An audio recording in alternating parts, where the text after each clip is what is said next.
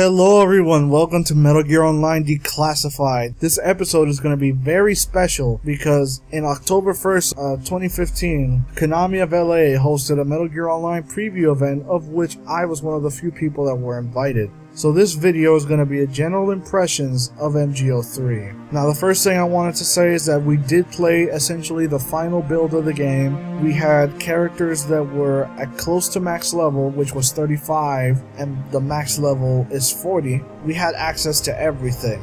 So these impressions are based off of everything I saw, everything I played, and etc. So overall, is the game good? Yes, it's very good in fact. But it's missing something, and that's the most important thing that I can think of. It's missing that social interactivity that MGO2 had. Sure, the developers gave me a very good reason for why they didn't do it, and they said it was because they would rather support third-party stuff, because at least that way it's already there, and people can use it, and they want to encourage people to use it, like visit websites like MGO forums and things like that, to build their clans there instead of doing it in-game. While I understand that, I feel like it's a bit risky, but we'll see how it plays out. The game overall was very exciting to play. There was not one moment where I got bored playing it. It was very fun, and I actually want to play more of it on October 6th when it's out. The way you can actually communicate with codec was very useful, as well as voice chat. We didn't use codecs as much, but we did like using them every now and then just for fun. The game modes and the maps were all very interesting despite only being 3 and the maps only being 5. The game modes have their own twist to them, which is why they're so interesting to play. If it was just 3 game modes of the same shit we've already played like before, then I would have been much more disappointed about it. But the fact that each of these game modes have their own twist to the game mode is what makes it fun to play. It's what makes it so interesting and competitive with everything else. I thought most of the classes were going to be unbalanced, but after I played with all of them, I can just say that each one is there for a reason, and once you start playing it, you'll understand that each one has its own role to fulfill, and it's not as obvious as like in Battlefield where there's a medic and there's an engineer and all of them have to help each other, or else if they don't help each other, the game fails.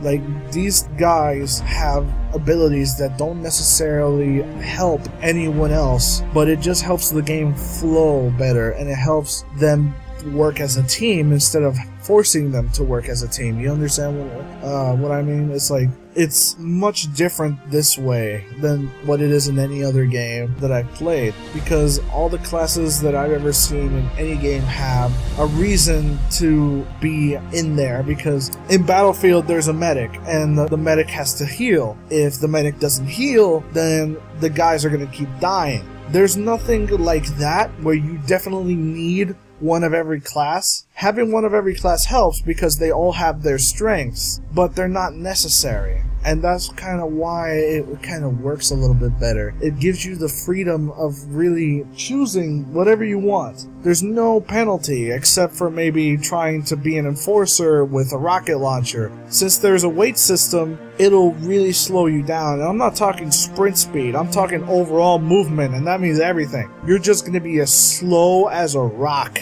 and that's not fun. Believe me, I played as that. I tried to equip with as much armor and shit as I could, and that slowed you down so bad, and I died so much despite, you know, the advantages that the enforcer has. So I'm pretty sure that people will find ways to utilize these classes in interesting ways, especially since all the skills also have huge effects that makes you want to specialize and use all of them, but you have to sacrifice certain skills for other skills that are much better for your playstyle or for your class. So you're going to be mixing and matching certain skill sets. You might be mixing certain weapons. Attachments also have a huge bonus to them. There's just so much to think about tactically about how you're going to set your class up, or let alone how you're going to set your skills, and then what weapons are you going to use, because all of this affects one another. Like in Call of Duty, sometimes you don't really care about what weapons you use as long as you use perks that are good. In MGO3, it's not about that. It's everything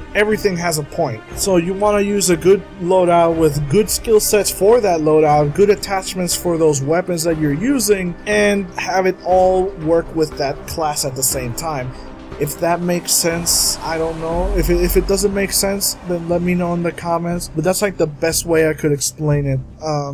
Other than that, that's pretty much it for my impressions. Like, the game is fun. We played on everything, and it was just so much fun to play. It is definitely competitive, especially once we played against the developers, because the developers pretty much kicked our ass. They were so good, especially if they made the game, like, of course. But they played so much as a team, and they did so many unique things that we didn't even think of, to the point where it was still fun too, though. Like, despite them completely kicking our ass, it was just fun to play. It was an interesting challenge. And that's like the biggest thing I see with MGO. It's gonna be just fun, as well as competitive. It's not gonna be to the point where you want to kill someone like it was back then, because that's what I felt when I played tournaments sometimes. But I don't know. What we played was in a closed environment. It was made to make the game to look as best as it could. This is like the best case scenario of the game, essentially. We don't know what the worst case scenario looks like yet, and that's probably going to happen when the game is out and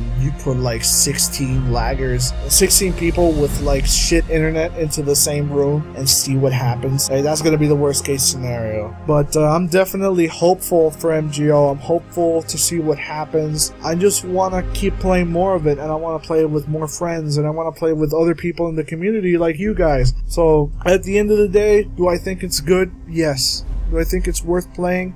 Of course. Do I think it's better than MGO 2? No. It's gonna be a while before I think that. But it's definitely shows promise. Like, MGO 2 was not the same when it first came out. So let's see what happens down the line. Hopefully everyone loves playing this game, and I hope people actually don't leave, but that's probably being a little bit too generous. So let's see what happens. I'm interested. Oh, and I forgot one more thing. We're hosting a live stream today at around 5 o'clock Eastern Standard Time. If by the time the video comes out the live stream had already ended, then I'm sorry. But we should be posting it then pretty soon. But hopefully you guys could make it and come to us and ask us any questions you have about MGO 3. Hopefully other people that went into the event are going to be attending. So, you know, come by, have some fun, ask us your questions, and see what happens. Anyway, I hope you guys liked my impressions. If you want to see the more in detailed look, you can go to the link in the description, and hopefully a lot of more things are cleared up there if you didn't understand what I was saying here. Anyway, thanks for watching, and I'll see you guys on MGO 3 come October 6th. Thanks for watching.